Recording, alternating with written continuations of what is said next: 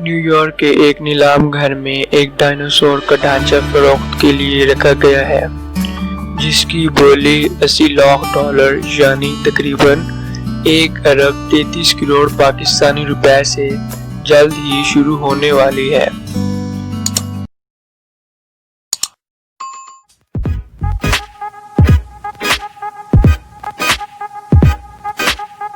یہ ڈھانچہ جو دراصل ڈائناسور کا فوسل ہے، آج سے 6.5 کروڑ سال پہلے پائے جانے والے ایک گوشت خور ڈائناسور ٹی-ریکس کا ہے جو اپنی زندگی میں 37 فٹ سے بھی زیادہ لمبا تھا۔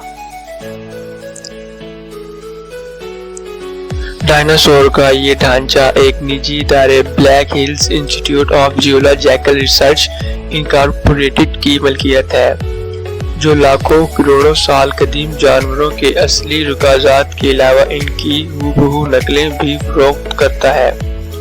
البتہ ٹی-ریکس کا یہ ڈھانچہ بالکل اصلی ہے اور اسی وجہ سے اس کی قیمت بھی بہت زیادہ ہے۔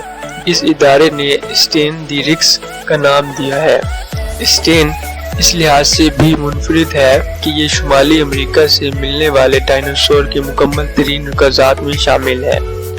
یہ اتنا مکمل اور محفوظ ہے کہ اس کی ہڈیوں پر دوسرے گوشت خور ڈائناسور کے دانتوں کے نشانات موجود ہیں۔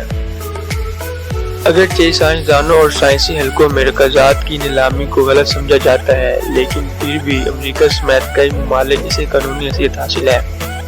یہی وجہ ہے کہ وہاں کے مالدار لوگ شوقیہ طور پر رکازات خریدتے ہیں اور اپنے ذاتی عجائب گھروں میں سجاتے ہیں۔